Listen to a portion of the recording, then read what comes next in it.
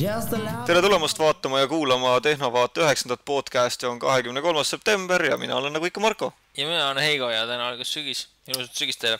Tervist ja tere ka kõigile YouTube ja Vimeo vaatajatele. Ja Sest tänasest päevast peale on meil ka kaks kaks videokanalit ka. Täpselt nii. Mida mööda saab meid jälgida ja meie tegemistega kursis olla. Nagu ikka midagi ei lähe ilma viperustata, algus oli kivine. Algus oli paljutõotav, siis tuli kivid. aga seal me nüüd oleme, nii et minge kindlasti vaatama Vimeo /Tehnovaade ja YouTube /Tehnovaade ja siis on meil hästi palju kohti veel, millest te kuulete saate lõpus. Jaa.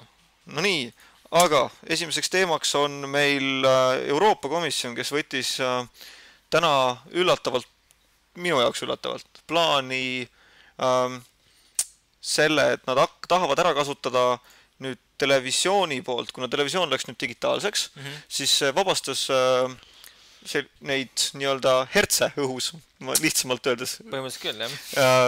Mida mina ka ei oska muidugi selgitada, nii et aga kuna need on nüüd vabad, siis võiks seda ära kasutada interneti parema levitamise eesmärgil. Ja aastaks 2013 tahavad nad, et igal eurooplasel oleks võimalik interneti saada, ühesõnaga terve Euroopa oleks kaetud internetiga. Põhimõtteliselt jah, selline baasinterneti võimalus oleks kõikidel inimestel olemas terves Euroopas. Jah, mis tähendab tegelikult vähemalt 1 megabitt sekundis broadband. Ja aastaks 2020 peaks olema see kiirus kuni 30 megabitti, mis on väga rõõmus. Mis on hetkel väga paljudel inimestel siiski veel niimoodi ainult seina peal vaadatav, kas siis Elioni või Starmani pakettides. Et ma usun, et keskmisel interneti kasutajal võib olla see kiirus kodus kuskil 4 alla kindlasti. Ja 10 maksimumis. Aga noh, kindlasti on osad inimesed nendele, kes on võtnud endale maksimumpakettid ja kasutavad tõsiselt nagu püsivalt nagu väga suurt kogust interneti. Ja noh, arvestades seda, kuidas praegu video järjest rohkem interneti kolib, telekas on internetis, videolaenutused on internetis, siis ma arvan, et seda kiirust meil kindlasti kohe praegu liiga palju ei ole, nii et küll me kasutuse leiame. Jaa. Tõsi on see, et kõikide interneti asjadega tuleb kogu aeg, läheb ka igapäevased elutoimetused lähevad nagu rohkem internetti ja üheks väga suureks abimeheks meil internetides on ID-kaart. Ja ID-kaardi tarkvaraga tegeleb meil siuke asi nagu sertifitseerimiskeskus, kes on põhimõtteliselt... Olen kuulnud. Jaa, olen kuulnud. On põhimõtteliselt algusest peale teinud kõikide need ID-kaardi tarkvarad ja kõik asjad, et me saame pangas oma ülekandeid teha ja lotot käia osta ja ükskõik põhimõtteliselt mis iganes digiallkirju anda. Iseenesest tore teenus, ma küll tahaks ikkagi, mul on see helesinine unistus, et ta lõpuks mu pangakaardiga asendub, aga see, mis algus lubati. Just. Aga eks me tea. Jah, et põhimõtteliselt on hetkel võimalik seda kasutada ainult nagu Windowsi peal. Ja aga nüüd on see, et vähemalt nad tehti leping, riigi infosüsteemid tegid selle sertifitseerimiste keskusega lepingu, et tuleb ka Windowsi ja Maci ja Linuxi nendele, mis asjad siis on, tarkvarad. Operatsioonisüsteemid, just. Aga minu jaoks on... Mina olen Windowsi mis siis, et te praegu seda õuna siin näete, siis tegelikult ma olen ju väga kaua Windowsi kasutanud ja mina läksin mina lõpetasin ID-kaardi kui sellise kasutamise oma identifitseerimiseks ja vähemalt oma arvutis ja läksin mobiil-ID peale, sellepärast, et mis nüüd siin blogis välja ka tuuakse ja mille lingi me kindlasti teile paneme, et see on siis ID-kaardi blogi, et nüüd uue versiooniga peaks ID-kaardi tarkvara toimima ka siis, kui te teete tarkvara uuendusi Windowsis või interneti lehitsejates, mis on äärmiselt tobe ja minul kui tehnoloogia huvilisel, kes tõmbas oma alati viimaseid programme ja oli uuendustega alati. Suuremas on nendest beetad. Minul vähemalt. Okei, jah, oli ka neid. Nende puhul ma saan veel aru, et ta ei tööta. Aga kui ta mul ei tööta kõikide brauseritega ja kui ta on väga valiv, siis mina ei suutnud seda lihtsalt kasutada, sest et iga teine kord oli mul mingisugune probleem. ja hetkel on see olukord, et noh, mina kasutan Google Chrome'i ja Google Chrome'iga ID-kaardi tarkvara ei tööta. Täpselt. Et see on üks põhjus, miks kasutan ka mina nagu mobiili-ID-d. Et lükka enda telefoninumber sisse ja järgmisel hetkel sa oled kohal seal, kui sul vaja teha, nii kus sa oled. Ka sellega on probleem, et sa ei saa digiallkirju panna nagu dokumentidele, vähemalt mina seda ei suutnud, et kui teate, et saab digiallkirju panna mobiil-ID-ga, siis andke meile kindlasti teada tehnovaade@gmail.com, aga jääme lootma, et see asi paraneb. Nagu sellest blogipostitusest, mis nad panid, sellest väga just indu ei saa ja noh, Linuxi ja Maci tarkvara valmib käesoleva aasta oktoobris. Windowsile saab uus tarkvara, täiesti uus, siis ma loodan, et ka täielikult töötab ka kõikide mobiil- või nende veebibrauseritega. Mis meil siin on siis? Meil on selline olukord, et Google, nagu me seda teame, mis peaks olema siukene väga lahtine ja kõik nagu oleks sealt justkui kättesaadav, siis tegelikult ei ole. Et väga paljud riigid saadavad Google'ile omapoolseid nagu palveid, et osasid tulemusi, mis sealt Google'ist välja tulevad, et neid inimestele mitte näidata. Okay. Ehk siis tsenseeritakse neid põhimõtteliselt neid tulemusi, mis sa sealt Google'ist otsida saad.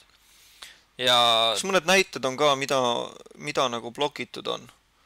Et mina olen kuulnud, et näiteks massirahutuste ärahoidmiseks, et ei saaks kohe nagu, et seda infot ei oleks võimalik kohe saada, nagu mitte ei varjata seda ja ametlikult küll pannakse välja, aga selliste õhutuste ja selliste takistamiseks. Et palju Eestist on selliseid soove tulnud Eesti riigi poolt siis? Tuletame meelde, et need on nagu valitsused, kes neid, et sina ei saa öelda, et palun võtke see ära, aga see on valitsuste poolt kehtestatud. Selles mõttes ma päris täpselt ei oska öelda, palju Eestil neid olnud on, aga ma tean seda, et selle aasta jooksul igal juhul ei ole olnud Eestil mitte ühtegi nagu kaebust. Aga noh, ma võin tuua mõne näite, et Ameerika oli kindlasti liider. Ameerika oli väga suur, Brasiilia oli väga suur. Ja muidugi Hiinat ei mainita, nii et Hiina on kindlasti esirinnas, aga me vist siin saates Hiina ja Google'i vahelistest konflikti ei olegi süvenenud, nii et jätame selle järgmiseks korraks või mõneks teiseks korraks. Just. Soome firma Nokia, üks mingisugune tüüp, ta vist tahtis saada CEO-ks, aga ta ei saanud. Täpselt. Ja siis ta lihtsalt nüüd lahkub sealt Nokiast varsti ja siis ta avaldas väga suurt head arvamust Androidi kohta, et Androidi kasutamine on nagu sooja eesmärgil endale püksi lasta. Mis ma ei saa öelda, et oleks mitte mingisugust vähemalt moodigi nagu, ma ei tea, mõistlik öelda teise mobiili operatsioonisüsteemi, kui sinu enda oma on halvem. Ja ei põhiline oligi see, et nende uus tegevdirektor, kes siis selle sama mehe asemele tuli, see oli tema esimene tööpäev. Ja tema esimesel tööpäeval aktsia kukkus täiega, sest et tuli 2 uudist. Üks oli endine tegevdirektor ütles, et Android on sama hea kui püksi laskmine ja teine uudis oli see, et N8 hilineb. Nii et tal oli kindlasti super esimene tööpäev. Tal oli väga hea tööpäev. Tahtsin su käest ühte arvamust küsida, et PlayStation Move on meil täitsa Eestis ka poes kättesaadav. Juba on? Täpselt. Ei tea, pole näinud. Kui sul oleks PS3, oleksid selle poole jooksja? Ei tea. Ei tea? Ei oleks, ma usun. Sellepärast, et ma ei saa öelda, et viile on täpselt samamoodi. Roolid on olemas. Räägime korra ära. PlayStation Move on siis PS3-ga ühilduv siuke pulgake, mida sa hoiad käes ja seal on helendav muna ja see näeb välja nagu helendav pulgakomm. Ja toimib täpselt samamoodi nagu viipult. Nii. Ja mis ma sinna öelda tahtsin? Ma tahtsin öelda seda, et mina ei näe sellel absoluutselt mitte mingisugust mõtet. Kui mul on pult käes, ma hoian pulti käes. Ja ma võin puldiga vehkida täpselt samamoodi, ilma et seal oleks otsas mingisugune mõõka kujutav plastikust jublakas ja ma võin ka selle pisikese puldiga mängida lauatennist, ilma et sealt oleks mingisugune lapakas seal otsas. Nojah, aga mind häirib just see, et need on ka tegelikult, meil on pilt praegu ees, kus on erinevad relvad on nii-öelda ühendatud selle puldi külge, et sa saaksid paremat imitatsiooni, aga pult ise tuleb ilma nendeta ja ma ei tea, kui alguses on inimestel naljakas viipuldiga niisama mööda tuba ringi hüpata, siis nüüd sa hüppad helendavate pulkadega toas ringi. Mis näevad välja nagu mõõk ja kilp. Ma olen kindlasti veendunud, et see on palju täpsem ja palju huvitavam, aga noh. Ega nagu miks on ju? Jah, täpselt üks asi on ju, mugavus teine asi, aga noh, kindlasti palju inimesi ka neid, kes tõsiselt ostavadki endale mingisuguse plastikust kilbi koju ja jooksevad mööda suurt tuba ringi ja teine sõber jookseb mõõgaga ringi ja siis nad võitlevadki konkreetselt nagu ja siis vaatavad telekast, kuidas nad võitlevad. Aga noh, tõsi on see, et see väsitab ära. Ma arvan, et see on täpselt samamoodi nagu viil oli alguses. Et alguses on hirmus lahe. Kõik inimesed käivad sul külas, mängivad, teevad igast värki, ostavad endale, mängivad ja siis nad väsivad ära. Jah, aga Wii on ikkagi selline, minu jaoks vähemalt, on see, et ma teadsin algusest peale, et ma ei ole selline mängija, kes istub tundide viisi teleka ees ja mängib oma konsooliga. Jah, mingisugust strateegiamängu. Jah, et ma ostsingi selle ainult sellel eesmärgil, et mul tulevad sõbrad külla, ma võtame mõned õlled, mängime Guitar Herot või bowlingut või mida iganes, eks. Ja tegelikult see on küll natuke vaibunud, esimene süke entusiasm on mööda läinud, aga sellegi poolest seda ikkagi tehakse, eks ju. Et see ei ole mul jäänud täiesti nurka tolmu koguma. Aga PS3 on kindlasti nendele inimestele, kes on nagu rohkem mängijad, kes tahavad tõsiseid mänge mängida. Et noh, eks me näe siis, kui olete tõsine mängija omate PS3, siis kindlasti andke teada, mis te arvate sellest, et kas Move saab teie majapidamisse tulema või mitte. Kas Move liigutab teid või mitte? Oi, kus tuli nüüd nali. Aga noh, lähme siit kohe jälle korraks mobiilide manu. Teeme kiiresti ja mobiilide sisusse rohkem. Nagu me rääkisime mingi paar saadet tagasi, et praegu on väga vale aeg osta endale mobiiltelefoni. Sellepärast, et just tulid 1 gigahertsised mälud või protsessorid mobiiltelefonide sisse. Nokia läks tagasi oma 800 MHz peale. Täpselt. Sellepärast, et neil ei ole vaja kiirust. Ja täna tuli uudis, kus Marvel nimeline firma tuli välja 3-tuumalise 1,5 gigahertsise mobiiliprotsessoriga, mis, noh, ma mainin nii paar asja. Põhimõtteliselt tal on võimalus 3D Full HD videot lihtsalt nagu saata välja. Ehk siis 2 kanalit korraga 1080p. Ja tänapäevased mingisugused arvutite protsessorid, siukene aasta 2-3 vanad arvutid jäävad hätta.